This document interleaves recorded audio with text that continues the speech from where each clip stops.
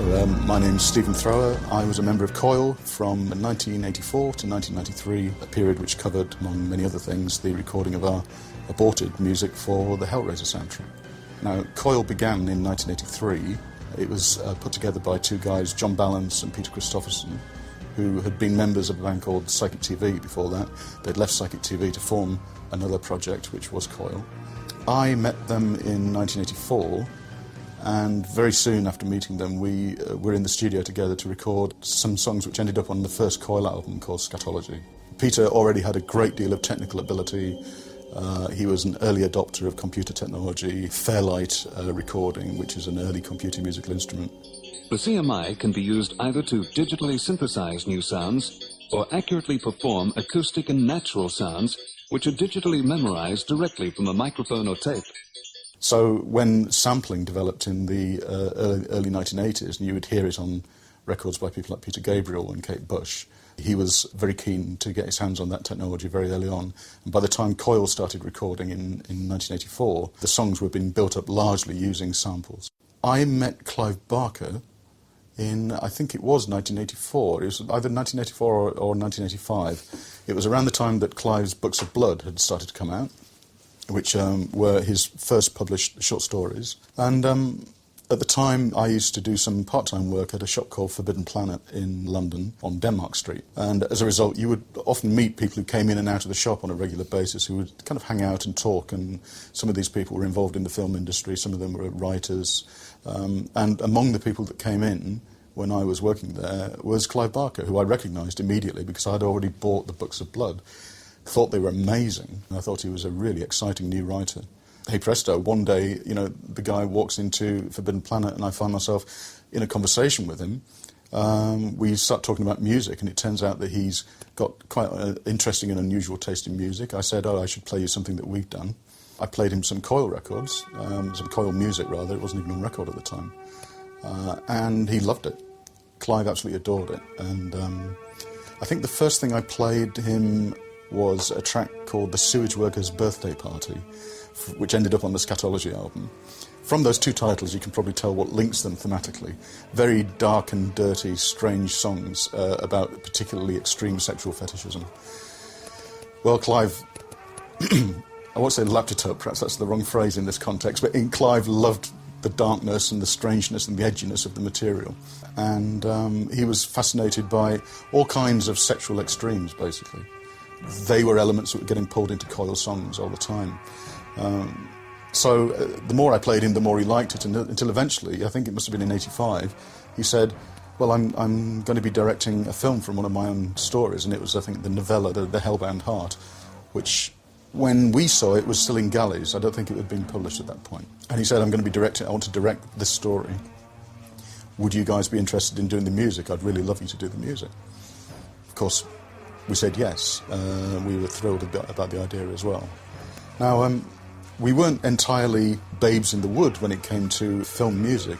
Peter Christopherson, Sleazy, had worked very extensively in music video at a very high level. I mean, he was working with Robert Plant, he was working with Rage Against the Machine, Nine Inch Nails, and Mark Almond. So he already had a great deal of experience of matching sound to image and working in both fields, and had a very strong visual sense of his own as well. So when the opportunity came up to score Hellraiser, it seemed that our skill set was sufficiently adapted to that possibility to make it practical to say yes. Now, we had a slightly different vision for the way that the film might be to the film that now everyone can see and the way the film turned out. At the time, Clive's vision for the film was quite a lot darker and a lot stranger, I think, as well. Over time, for various reasons, I think the project mutated and changed and became a little bit more commercial, a little bit more mainstream, although, you know, still obviously with elements from alternative culture that would make it a little spicier than an average mainstream horror film at the time. But I'll give you an example. The design for the Cenobites feature lots of body modification, piercing, and sort of like strange mutations and twistings of the human form. When Clive came to visit Coil at John and Peter's house in Chiswick the first time, they got on very well with Clive, and Peter showed Clive a big stack of a magazine that he was a collector of at the time called PFIQ, called Piercing Fans International Quarterly. It was a really underground thing. There weren't body piercing shops on your high street. This was something that only went on in a kind of very rarefied sort of specialist arena. Certainly fringe sexuality was where that was sort of taking place. Now, PFIQ had illustrations of the most extreme and startling and unusual body modification. I mean, the one that really sticks in my mind, because it does tend to when you see it, penile bifurcation, if anyone's aware of that term. It just means people who are willing to have their penises sliced down from tip to base and then separated into two halves, which are then pinned apart using, body rings, Prince Albert type rings or whatever, and attached to other parts of their body. Now, when you first see these pictures, you're not even aware that this is even possible. This is like a new twist in human sexual behaviour. It's to the point where you're thinking you're not sure if it even counts as sex anymore. It's just a strange, very, very radical, self-willed alteration of the human body. Clive, again, lapped up this material. He was absolutely fascinated. I think he spent a good hour almost not talking, just poring through the magazines and looking at them. So everything that we were sharing at the time in terms of musical ideas, in terms of subject matter, in terms of the shared interest in the extremes of experience, Clive was on board 100%, and it seemed like we were ideally suited to working on a project together. Once Clive had asked us to do something, and we'd played him a couple of pieces that we'd already done, and said, is this the sort of region that you'd be interested in? There was a track called Cathedral in Flames, which was on the Scatology album. Clive was particularly fond of that. And also, as I say, the Sewage Workers' Birthday Party, that was another one. He said, those two are tracks which I'd really like you to sort of think about as a template, in a way, a kind of oral template for where I'd like the music to go. If you listen to those two pieces, they're not at the more commercial end of the coil scale. They certainly don't... He certainly wasn't asking us to water anything down. He'd chosen one of the most extreme tracks, and one of the most grand, but also one of the strangest tracks as well. The main thing that I remember Clive saying to us was that we had conversations about the kind of approach to soundtracks that we liked, and there were two in particular that we talked about. One was the Texas Chainsaw Massacre. What happened was true.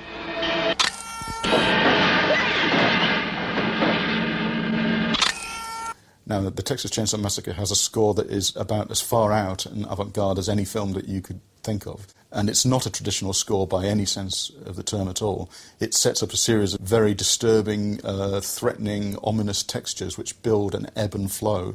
And they're not scored, they don't score to the image in the way that a normal conventional film score does. They don't create themes and match the actions to what you're seeing on screen. They create a kind of a... weather. They add a kind of emotional weather to the film, like a stormy weather into your mind whilst you're watching the film. The Texas Chainsaw Massacre. After you stop screaming, you'll start talking about it. The other thing that Clive liked, and this was his guidance to us about the way that we might work in a more melodic sense, was that he really liked Pino Donaggio's music for Carrie, the Brian De Palma film. For Carrie, it will be a dream come true. For everyone else, it will be a nightmare. Carrie. And we listened to that, and of course it is a wonderful, wonderful score. And that does have scenes which match very directly to actions taken in the film. And we talked about the idea of themes for characters and things like this. So there were two ways of doing things on the table, and we felt confident that we could do both. We were accustomed to working with, as I say, electronics, but we were also very accustomed to working with acoustic instruments as well. I played clarinet and saxophone. We had other musicians that we worked with on a regular basis who provided string ensemble material, which we would write using samples and things, and then would have rescored for real instruments. So that was the kind of way we were thinking of working. So we went in the studio. We spent, I think, only a week creating what were essentially demos, but we didn't have something to work to. There was no cut to work to. So consequently, of course, you can't create cues that are kind of fixed without anything to fix them to. So we went into the studio, spent a week recording, and those recordings were done to find melodic themes, harmonic relationships, textures that we thought would be suitable, that we could then play to Clive and say, do you like this, do you like this, do you like this? If you like these, then we'll work these up into something more complex. What we actually have in the recordings that we did in this rather almost tentative early stage that we had, we developed what was intended to be a theme, a title theme.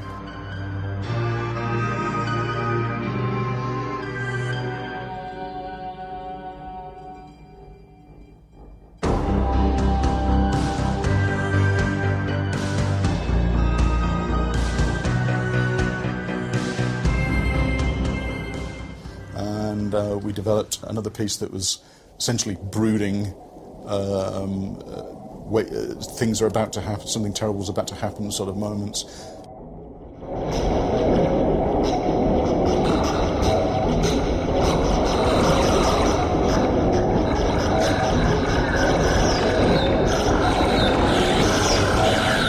And also there was a piece that was designed to accompany the opening of the box, which we'd not even seen as a piece of footage at that point, we just knew it from the script.